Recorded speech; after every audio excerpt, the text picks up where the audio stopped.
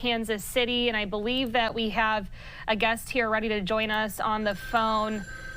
Lieutenant Randy Sutton, former lieutenant with the Las Vegas Police Department. Can you hear me, Randy? Yes, I do. I hear you fine.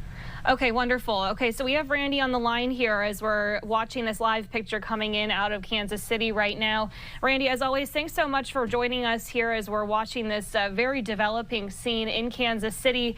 As you're probably aware, this was the Chiefs celebration parade that was happening. All of a sudden, we saw people running into Union Station. We've since learned that 2 people have been detained and several have been shot around the area. Hearing this news, what went through your mind as you heard this and watched it unfold? Well, the first thing that came through my mind was I am not surprised. There has been so much attention being drawn from these mass events where so many people are congregated in a confined area that it is rife for active shooters with an agenda. The fact that there are 2 shooters that have been taken into custody is very troubling, which that means that this isn't some lone individual who made this attack, but it was 2 people who have conspired together. That indicates to me that this was something that was thought out and planned. And when you have multiple shooters in one particular location, that tells me that there is something afoot here that is not just a random shooting. Yeah, Randy, I appreciate you explaining that too. I mean, we know that those 2 people have been detained and that several were shot. Knowing what we know right now, that this happened around Union Station, of course, during a very busy time when so many people had gathered to celebrate the Kansas City Chiefs. I know it's all so early on in the investigation, but to know that there were 2 people, for it to happen where it did, does this make you think that this could have been a premeditated event here? There's two things that are a forefront in my mind. One is that it is either gang related, that when you have 2 people that they might have been related as far as some gang affiliation, and that when you have a mass event like this, then it draws from all parts of society. So it could have been a gang related issue, but what I find, that is also on my mind is with 2 people in a area where there is this massive amount of humanity. Was it politically motivated? Was this a terrorist incident? And that's, of course, that's the most troubling question on our mind. If it was a gang related issue, then there may have been personal some personal issues involved with this because of the 2 people involved that have been taken into custody. But of course, this is literally in its infancy, so there's going to have to be a very serious investigation into what's the victimology. Who are these people? Are they related to one another? Are they related in any way to the shooters as far as any type of relationship?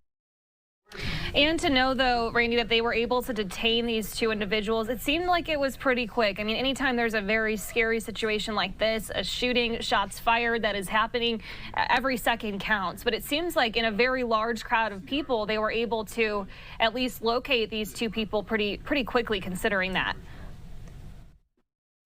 Absolutely, and that tells you that there was a massive police presence at this event. And of course, when you have thousands and thousands of people in very close proximity to one another. And so this is a planned event. So law enforcement knew that this event was taking place. So they were going to be prepared for it with their surveillance units and their boots on the ground, both in uniform and in plain clothes. And right now, I want to also warn our viewers who are watching here with us, viewer discretion is advised. We are always bringing you these feeds as they're happening. And so right now we're watching someone being rolled away in a stretcher here. We have a couple different angles, and we just always want to warn people that caution you of what might come up on the screen right now. But Randy, we have been seeing a lot of these stretchers being moved into Union Station. And of course, we don't know too if this means that these are actual victims or if people had, a panic attack or fainted. I mean, there could be a variety of reactions here right now, but seeing all the stretchers and ambulances and first responders, that's a lot of times, is that just, a safety precaution, or does that concern you that this could be worse? Well, you hit it right on the head that you don't know what these are they shooting victims? Are they victims of being stampeded? Did they suffer medical emergencies because of the causes of what took place here? And so to conjecture about it is literally just guessing. So we really need to know more information about the victims, about their injuries, and what the culpability was of these two individuals who have been taken into custody.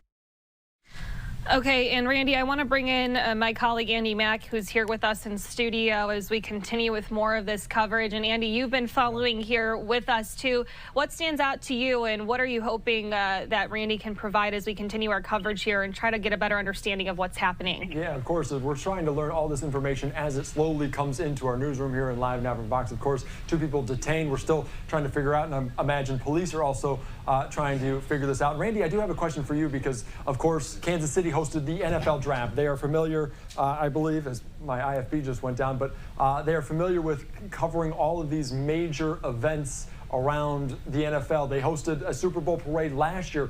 1 million people attended it. How difficult is it from a law enforcement perspective to just make sure everyone is safe in this incident? Maybe how much law enforcement are there at events like this? And obviously, you can't screen everyone when there's 1 million people.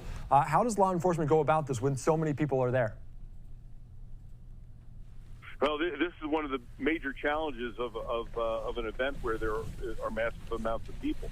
Crowd control is not a simple prospect. It is something that is very, very dynamic, and each type of event like this has its own challenges. But when you have a mass of humanity, it is very, very difficult to police because, of course, people are in a celebratory mood. They don't want to be controlled per se. You have without a doubt, you have alcohol involved in this, which has its own set of challenges. And so law enforcement, of course, and remember this, that law enforcement has diminished in size in the last couple of years. So in order to combat violence, you have to have the resources with which to do it. So we have seen the downsizing of law enforcement issues because of the current political climate, and I am very well aware that that the effective number of police officers has diminished. Yeah, and I also want to ask you. This adds to the. I'm sorry? I was going to ask you one more question just about this, because obviously you're talking about, and you have a ton of experience with this, and obviously the size of the police force, very, very important. And this is after the parade, after the rally where Patrick Mahomes, Travis Kelce, Andy Reid all speak. And of course, you being from Las Vegas, you serving on the force there, you've been around celebrities as well. This was after they spoke and they were kind of ushered away. There's a lot of security around those individuals to keep fans away from them as well. Can you talk about that? Because obviously this potentially just involving people that were at the parade, at the rally, but how much security is around the Kansas City Chiefs, and how much maybe is the force there going to making sure the fans stay away from them, keep the players and the coaches safe? Is there maybe a little bit less resources put toward the fans when there's these celebrities, these players on hand? Well, when it comes down to the protection of the celebrities that are there, the players, the coaches, et cetera, and so forth, the law enforcement will be supplemented by private security as well, and that's a very good thing because all these teams employ their own security personnel as well. Mostly, they are former law enforcement and military who are well schooled in dignitary protection. So they probably didn't take a whole lot of resources away from law enforcement because they, generally speaking, will have their own resources that are very, very capable. So I don't think that will really affect the law enforcement effectiveness. Okay, and Randy, we're continuing to also follow social media posts as they come in. We have one from an NFL reporter saying that they were told to get under the stage after the parade, law enforcement everywhere. So even in that very moment when all of this is unfolding and there's so many people, how does law enforcement handle that? Spreading the word for people who are there, warning the public who might be coming towards the area, and just getting the situation under control when everything is developing so quickly. Well, because this is such a fluid situation, it is very, very dynamic. It is also very, very difficult because communication is essential. Well, communication in these massive events is very, very difficult. So, they will use social media. They will geofence the area as far as putting out texts and communications. But still, you have a situation where there are shots being fired. There's massive amounts of people. There is panic in the streets. How do you control that with the number of officers that you have? And each one of these situations is exceedingly challenging. So you do the best with what you have, and then the fact that they took these two shooters into custody very, very quickly, that shows that there was a very, very effective response.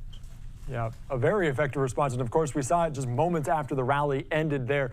Police running toward potential gunfire as well. We're getting reports in from the Associated Press as fire officials say 8 to 10 people have been injured after the shooting near the Chiefs parade in Kansas City. I don't know if that's from gunfire, from stampede, from other potential incidents, but 8 to 10 people, certainly concerning.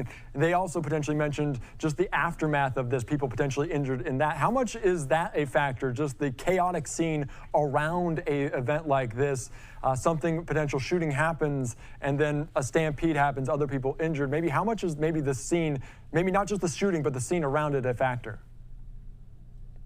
Oh, that's a major factor. We've seen, especially if you look at some of the incidences in Europe where, during the soccer games and other, sporting events, that there have been incidences of violence and people literally stampede, and there are oftentimes mass casualties, not from the violent offenders, but from the crowd stampeding and crushing people, and fences not being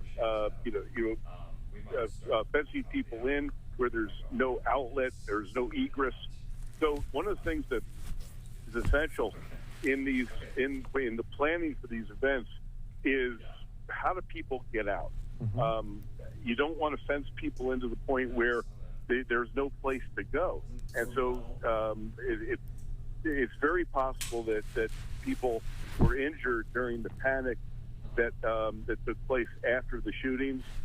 From the shots being fired to seeing people running, and then other people just following. Seeing other people panic, and then they panic, and so I'm very safe to say that there are injuries that were not